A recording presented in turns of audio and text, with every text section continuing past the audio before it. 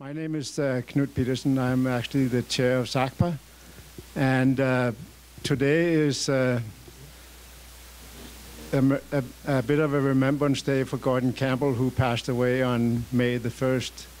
As many of you will know, Gordon was one of the founding members of SACPA, and over time, he probably, I would say, almost single-handedly kept it going.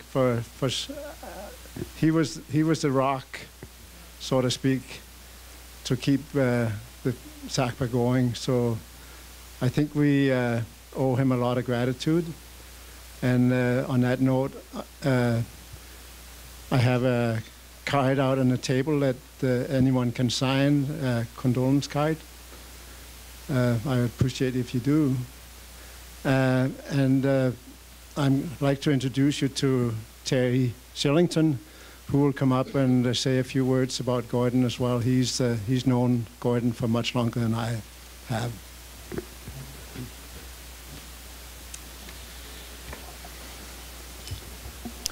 Well, it's an honor and a burden to do this.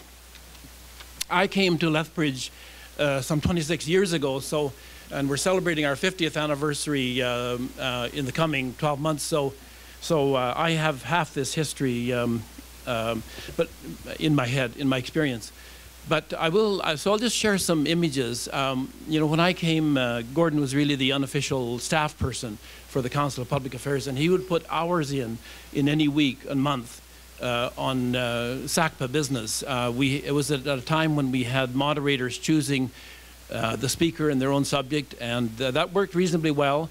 But there was always, as Knut will tell you, there were always snarl-ups in which somebody got sick or cancelled out, or some moderator didn't do the job at the last minute.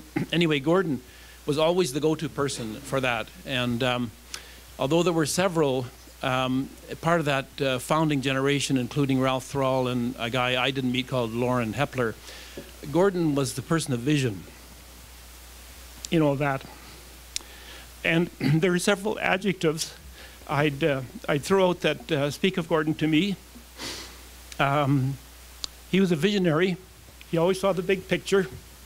And whether it was in the SACPA or in the church or whatever it was, Gordon was a big picture person, a visionary person, and passionate. He didn't just hold beliefs, he held them with passion.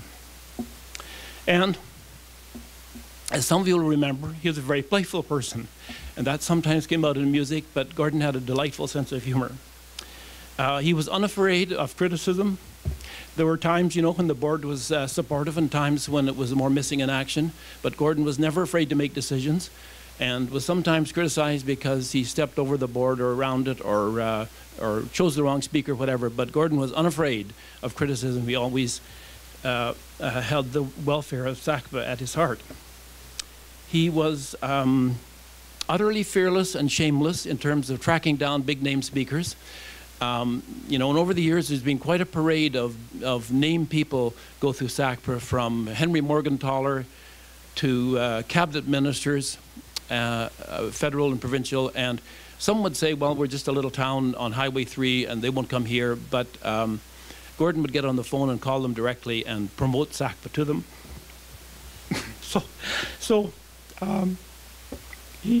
He was, as I say, shameless about chasing down big-name people. And the council has had the benefit of that and fed off that over the years. Gordon was very respectful of political differences. He held his own political beliefs deeply, but he was passionate that this be a politically neutral forum, and over the years, over countless tiny little issues, defended and fought for the independence of the council, and also had a great respect for other political opinions. And as evidenced by the fact that people like Ralph Thrall and Len Haney, staunch conservatives, were part of the founding group, Gordon respected other opinions, and you felt respected. If Gordon was here, he would say, "Thank you for coming."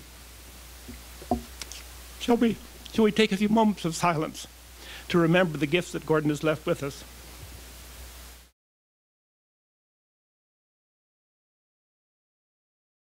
Thank you. based on the introduction, it's obvious that we could not get a big name, so they called me to come down. But I always enjoy, I come down at least once a year, and I enjoy the trip. And the good news is I didn't get a speeding ticket on the way down this year. Cross the fingers on the way back. I know we began with the joke about Jason Kennedy campaigning in Saskatchewan and BC, but as you'll find out, maybe he's doing reconnaissance work on how to unite parties, because they both happened in Saskatchewan and British Columbia. And so a couple of things to set this up about this being in my wheelhouse. I am actually editing a book on the 2015 Alberta election, and the first 2 years. Am I going? Nope. There we go. All right. Editing a book on the 2015 Alberta election and the first 2 years of the NDP government. I am not writing the chapter on the future of the Progressive Conservative Party. David Stewart and Anthony Sayers from the University of Calgary are, but I know what's in there. So I'm going to steal some of their stuff and tell you what they should have put in that they didn't. The other is, and this is how I'm going to begin, there'll be two parts to the talk. The second part of the talk will be about the Unite the Right movement in Alberta. The first part will talk a bit about the theory around the division and reunification of political parties. And this is a study that I'm doing with a colleague of mine at Mount Royal, Bruce Foster, and we're going to be delivering the first stab at this paper at the Prairie Provinces Political Science Association in September. And so this is my first public attempt at talking a bit about that. If there are flaws with the theory, it is Bruce's fault. And so the theory around this is that the conservative movement in Canada, federally and provincially, has a history of dividing into different political parties and then reuniting again, looking for the proper vehicle. In fact, it can be argued that this division and reunification is in fact a fundamental feature of Canadian conservatism. For example, federally, we have the Reformed Canadian Alliance splitting away from the Progressive Conservative Party and then reuniting with the Progressive Conservatives. Going back deeper into history, the Social Credit Party emerged out of the Conservative Party and then eventually rejoined them in some respects. Provincially, in Alberta, while the focus today is on Wildrose and Progressive Conservatives, prior to that, we had breakaways from the PCs over their 40-plus years in power of the Western Canada Concept, the Alberta Alliance, etc. In BC, the Social Credit Party broke away from the Progressive Conservative Party, and then when the Social Credit Party imploded, the PCs and the Liberals reemerged in British Columbia, and then the Liberals kind of took over all of that. So when we talk about the BC Liberals, they're not really Alberta Liberals or federal Liberals, they're more conservative type Liberals. In Saskatchewan, the formation of the Saskatchewan Party of members of the PC Party and some members of the Liberal Party. So based on that evidence, we're posing a series of questions, and we don't have answers for some of them yet.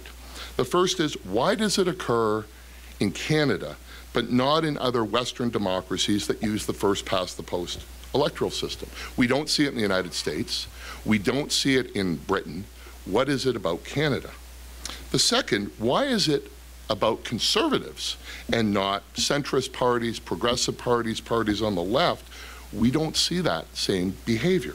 Why is it more prevalent in Western Canada than Central or Eastern Canada? So all the examples I cited, including the federal examples, emerged out of Western Canada. So we're still searching for those factors. We have some hypotheses, and maybe I could discuss those later. And then finally, what are the conditions for division and reunification? The first, based on the empirical record, is that division occurs when the party is in government. So for example, when the PCs were in power is when the Reform Party emerged in Western Canada. Provincially, Wildrose broke away from the PCs when the PCs were in power. What focuses reunification? Being out of power. So the Unified Conservative Party of Canada emerged after they lost 3 straight elections to the Liberals. Provincially in Saskatchewan, the Saskatchewan Party emerged after multiple elections of the Saskatchewan NDP.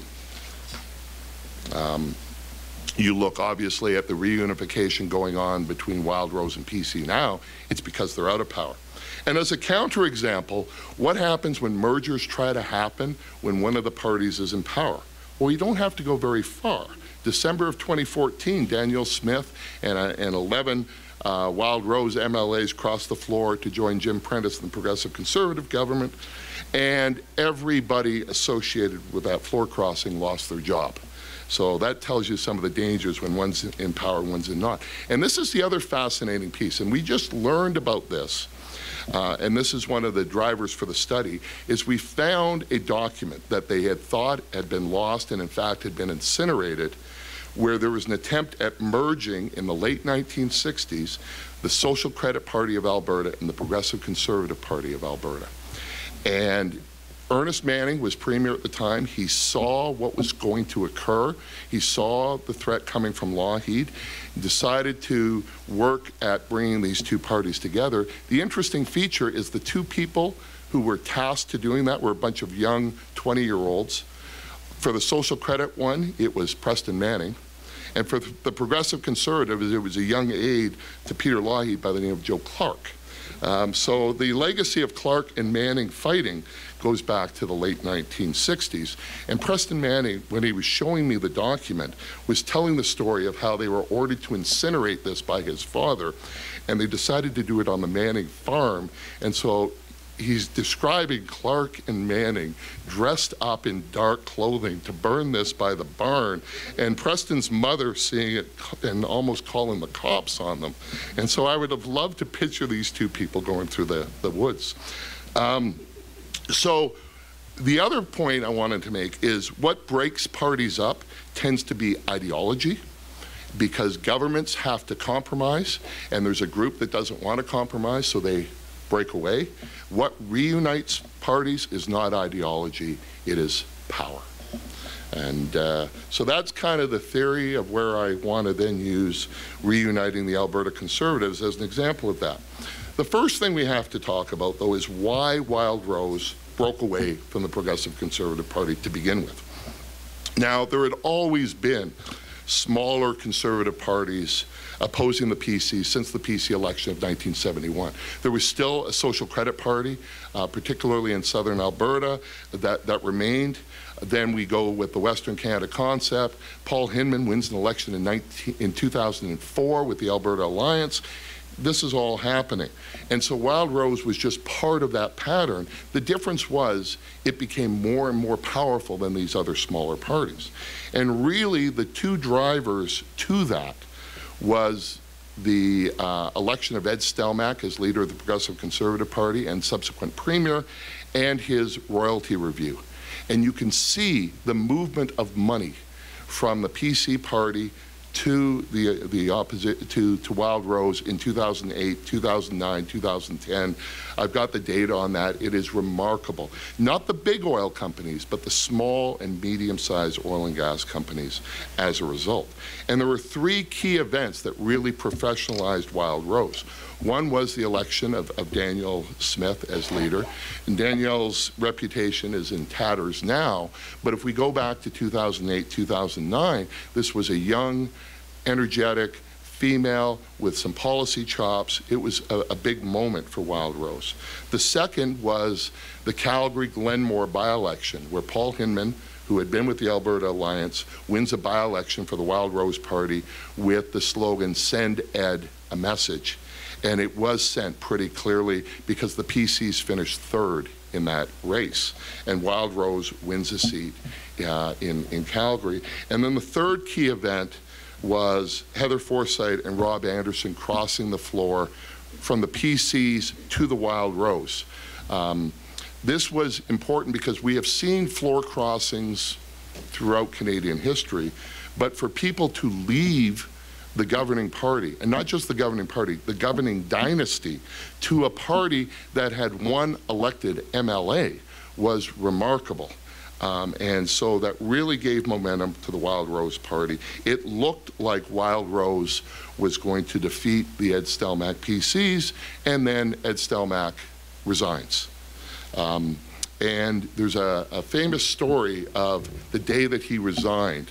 There's a hidden story about what actually precipitated that. The consensus is that it was an ultimatum given by Ted Morton, who was the finance minister at the time, and a handful of other ministers saying, if you don't resign, we will resign. And you can imagine the impact of having 8, 10 ministers resign.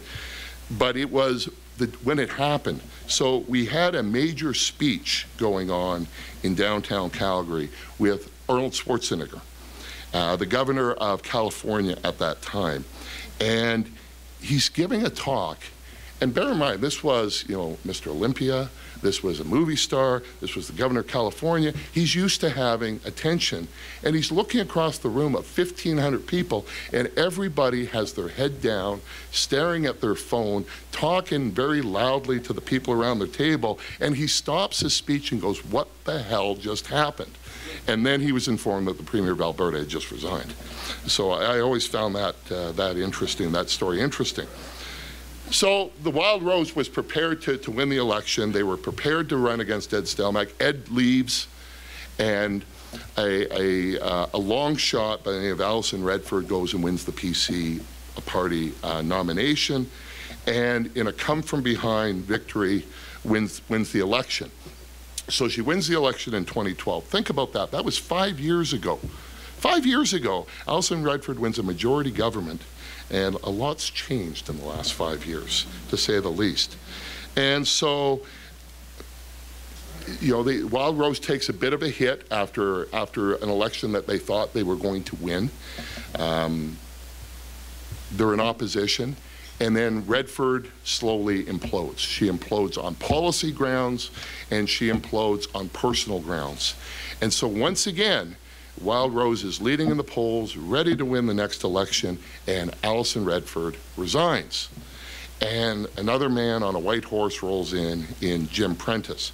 And Jim Prentice has a very good first couple months.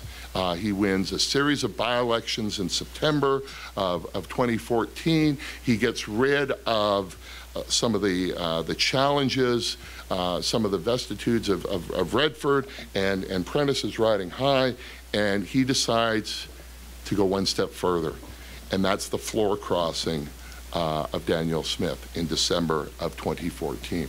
And I said at the time, this is a great move by the Conservative Party and a horrible move for Alberta democracy.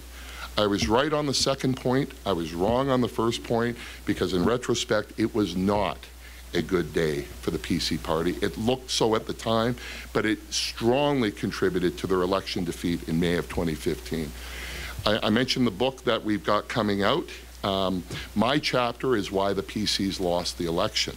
And there's a number of different reasons, the legacy of 40 years in government, et cetera, but the two trigger points was the floor crossing and the early election call. The idea that you destroyed the political opposition and then you kicked them when they were down offended the sensibilities of Albertans. And so as a result, the PCs get wiped out in the May of 2015 election, and Rachel Notley wins a surprising majority government. So now we're at the rebuilding stage for the PC party. Right after the election, Brian Jean, the leader of the Wildrose Party, starts musing about uniting the right type of conservatives. But he wasn't talking about party merger. What he was talking about was people leaving the PC party and joining the Wildrose Party. I'm going to come back to that because I don't think a lot has changed in Brian Jean's mind. And that's how he saw a merger occurring. It's just the gradual disappearance of the PC party. Maybe there would be a rump PC, but its power base, its supporters, its workers, its voters would all leave to the Wildrose, similar to what happened in '71, where gradually the social credit got smaller, smaller, and smaller, and they were co-opted by the PC party. This was working quite well until the summer of 2016, And Jason Kenney enters the race. And Jason Kenney decides to leave federal politics and come back and run for the leadership of the PC party and eventually the premiership of the province, similar to what Jim Prentice had done, except in Prentice's case, he'd been in the private sector for a while. Kenney's case, they had just lost the federal election. Justin Trudeau was going to be in there at least 4 years, possibly longer, and so Kenney decides to leave federal politics, come back to the province, and he identifies a 5-point plan. Okay? Win the PC leadership, open merger talks with the Wildrose Party, have a referendum of existing PC and Wildrose members to ratify the merger, have a leadership race for the new Alberta Conservative Party, and defeat the NDP in the 2019 election. A pretty audacious 5-point plan, very tight timelines. He's already achieved number one, and he achieved number one pretty handily. I was surprised how easily the progressive wing of the PC party just disappeared. And Jason Kenney steamrolled that election, and he did it in a number of different ways. One is the official race doesn't start until October 1st. He starts in early July. He basically has a 3-month head start, and fundraising rules don't kick in till October 1st, so he was raising and spending money throughout that 3-month period. Kenney is a tremendous organizer, worked all around the province, and won that handily. We're now in step 2 around merger talks with the Wildrose Party. I will say I have been surprised how quiet the merger talks have been. There have been no leaks. There were no public statements until Brian Jean made some opaque statements yesterday. Jason Kenney, I thought he was on holidays. Apparently he's in BC. A lot of people holiday in BC. And I could understand why he would take a holiday. He didn't take a holiday over the summer. He was campaigning for the PC leadership. He knew that once the merger negotiations were over, he would have to campaign for the ratification, the referendum ratification. Then he would go into a leadership race. Then if he won that, there'd be planning and preparation for the 2019 election. This was probably the only time for him to have a holiday. But there's been no public statements and no leaks. I mean, this is Alberta politics. There's been a lot of leaks over the years, and there's nothing. It's quiet. Now, they have an internal deadline of May 5th. For those not familiar with the calendar, that's tomorrow. Let's see what happens tomorrow. So, is this going to happen? I will talk about the case for it happening, the indicators of success, and I will talk about some of the challenges. The first indicator of success is Jason Kenney's own political skills. I mean, give the guy credit here. Unlike a secret backdoor deal around the floor crossings in December, he has been as open and transparent as you can be. He campaigned on this. In fact, imagine you're a PC member where he was essentially campaigning to end your party, and people voted for him. Give him full credit. I'm not sure if you've heard the story about the Smith-Prentice negotiations, but those were going on in secret in Edmonton. Now, the way the legislature operates, they have an afternoon session, then they break for dinner, then they come back for an evening session. So in the afternoon, Wildrose would be hectoring the PCs, and the PCs would be yelling back at them. Then they would break for dinner, and then there was these secret talks about joining together. And then they would come back, and they would start yelling at each other again on the floor. It was like, you know, the old cartoon with the sheepdog and the wolf. And you know, they would walk into work. Hi, Ralph, how's it going? And then they would fight each other, and then they would time out again. It was fascinating. So Kenney has done completely different. The way that he won the PC leadership shows his political skills. The fact that he was a senior cabinet minister under Stephen Harper shows his political skills. In fact, I would argue he was one of the key architects of the 2011 majority government for the Conservatives, because they were able to bring in, for the first time, new Canadian voters of Chinese, Indian ancestry in suburbs of Toronto, in suburbs of Vancouver, without winning a whole lot of seats in Quebec. It was Jason Kenney You know, the minister for Curry in a Hurry, who has sipped tea for years and built those ties up. That's a testament to his political skills. His ease in achieving step one, illustration of that. There's great support amongst grassroots conservatives for the merger to happen. Kenny wins the PC leadership with a lot of Wildrose voters who took out memberships of the PC party, or who in fact may have had memberships in both parties. So there are caucus supporters within the Wildrose, current MLAs who support Jason Kenney and want this merger to occur. So the support of the grassroots is there. Both parties have branding issues. The PCs still have the legacy of the culture of entitlement and arrogance that led to them being defeated in May of 2015. Wildrose still has issues around Lake of Fire. The PCs have issues in rural Alberta. Wildrose has problems in urban Alberta. So the idea would be get rid of the PCs, get rid of the Wildrose, come up with something new, call it the Alberta Party. Oh, wait, that name's already been taken. Maybe the Conservative Party of Alberta, something along those lines. So there's branding issues that are also driving this.